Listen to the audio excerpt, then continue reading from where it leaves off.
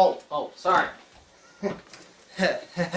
Hello, I'm Plutoburns, and welcome to Eagleland. You know, I wasn't expecting to do another harem manga so soon after Rosario, but here we are. Except this week, we're looking at it from the other side of the coin. Yes, today's manga is a reverse harem, where a bunch of hot guys fall in love with one bumbling, overly cheerful girl. Full House Kiss is incredibly vapid and saccharine. If you like your romance to have some intelligent characters and logical plot lines, this is not the manga for you. If you like them brainless and full of hot guys while not being infuriatingly stupid, just go ahead and read this. Me personally, I like my romance stories to have some actual teeth. So why am I reviewing this one? Because I know you like to watch me suffer, don't you? Well, I like a challenge. Let's do this! We open upon Shokei High, a Christian school where all the children of Japan's richest families send their children. Stop! So we're already playing the high society school card, huh? I know that having this kind of super rich school opens up more story possibilities, but Full House doesn't even attempt to use them. In a later chapter, they have the obligatory school festival, and what events does this school for the super rich have? Cafes. Also, why is the school Christian? Japan is like 10% Christian. So we meet our heroine, Suzuharu Mugi, as she attempts to break into this prestigious school. Why? Because her parents died in an accident and her sister vanished, and the only clue points towards this school. Wait, what? Her parents are dead? And I'm going to spoil part of the end now. They were killed as part of a cover-up, and their death was made to look like an accident.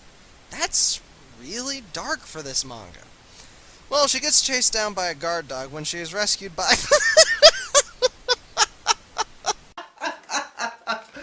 Oh my god! It really is a modern Major General. So Mr. Ponce here saves her from becoming a chew toy, but insists she leave the premises.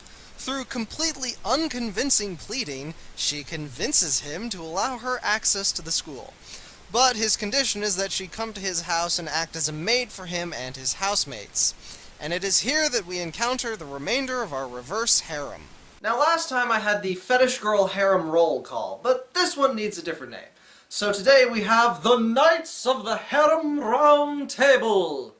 Sir Lancelot, the snarky protector. Sir Galahad, the world-famous actor and womanizer. Sir Percival, the enigmatic musical prankster. Sir Bedivere, the aggressive woman-hater who softens. And the aptly named Sir not appearing in this film. Well, it turns out that Mugi's sister taught her a lot about housework, so she is a very efficient maid around the house, though she doesn't like how little time the boys actually spend together. But now that she has a house, she has to get access into the Richo school. And what plan did super smart, son of a company president come up with? Pretend she is an art teacher! A recent college graduate, art teacher. No! Nope. Sorry, I am not suspending that disbelief. She's 15! There's no way the 18-year-old students are gonna buy that she's a teacher. And does she even have art experience? Nope. But Sir Lancelot covers for her, so whatever. Makes it easy! And from there, well, the manga either loses focus or gains it. For the most part, this manga ignores the missing sister plot and has lots of chapters centering around character development and fantasy scenes between Mugi and one of the many hot guys. Depending on your point of view, this is either maintaining focus on why you're reading this, or completely ignoring the central plot.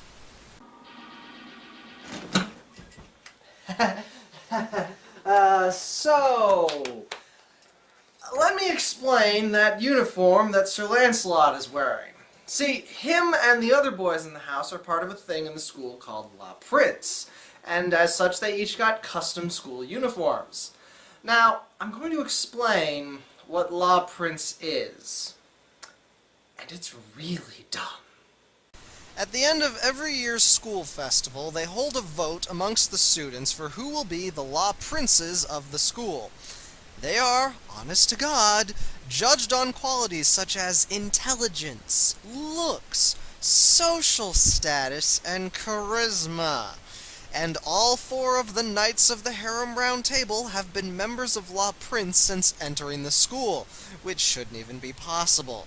So not only is Mugi being courted by four incredibly hot and rich guys, but four incredibly hot and rich guys who have been democratically voted as the best guys available in the school.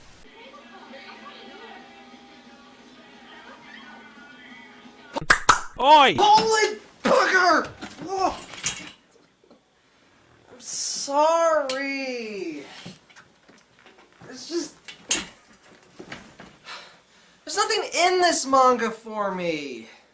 I can access my feminine side just fine, but this is the equivalent of an all-girls slumber party where they talk about which member of One Direction is their favorite. I can't access that part of my feminine side. So let me wrap this up and move on. As a reverse harem, Full House is fine.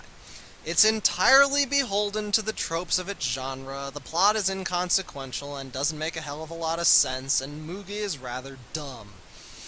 But she is likable, and I give the manga credit that it at least tries to characterize its stock male love interests.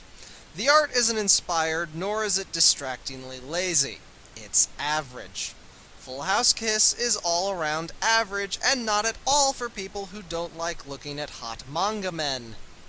Yuwa Shiori created Full House Kiss. He has one other work available entitled Love for Sale. I didn't read it. So now that I've finished talking about the manga, let me take some time to talk about how I am able to review mangas in the first place, because of the wonderful people in the Scanlation community. The Scanlation community are the people who create the computer-ready images that I use in my reviews. Today I have the honor of thanking Erandria Scans, a group of people with whom I have a long history, seen as they primarily scanlate romance mangas. You see, in order for us monolingual Americans to read Japanese comics, a lot of work has to be done. First, raw Japanese scans must be made available. This is more work than you might think, since someone in Japan must cut out the pages and lay them flat on a scanner. No small feat for longer mangas. Then these scans are transmitted to one scan team or another. The team then has people who are at least proficient in Japanese to translate all the reasonable text and mark down where it went in the manga. Then someone with Photoshop skills must wipe away the Japanese text without adversely affecting the artwork. Then the typesetters have to make the English text fit in the newly empty spaces. No small feat, since Japanese has pictographic characters that represent whole words. Then these pages must be made available for download off their site, at which point someone usually uploads them to an aggregate site. And when you add in the fact that those mangas had to be drawn, printed, and shipped around Japan, there is a lot of work behind a service that many people get for free. Most aggregate sites don't charge for access, and rare is the Scanlation group that charges for access to their scans. But, if we are being completely honest with ourselves, scans aren't completely legal. By strict definition, it's a violation of international copyright. But on the positive side, publishers usually do not file suit against scanners of manga available only in Japan. They focus most of their effort on scans of manga published in English. And most scan sites are aware of the legal gray area they exist in. Using Erandria as an example, they run a very tight ship. They are very good about removing access to their scans if one of the projects becomes legally published in the US. That doesn't mean their scans are removed from the aggregate sites, but you can't expect them to police anything other than their own website.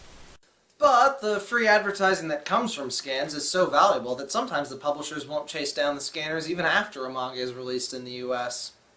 Oh, and while I'm rambling all off topic like, there was an update for Solomon Grundy. It wasn't good. I can sum it up with one image. That was Zoe punching a desk until it broke so she could remember the answer to the question. In no way is that an acceptable action ever. Till next time, I'm Plutoburns, and this has been Eagleland. It's raining men. Hallelujah, it's raining men. Amen. I'm gonna go out. I'm gonna let myself get Absolutely soaking wet. It's raining.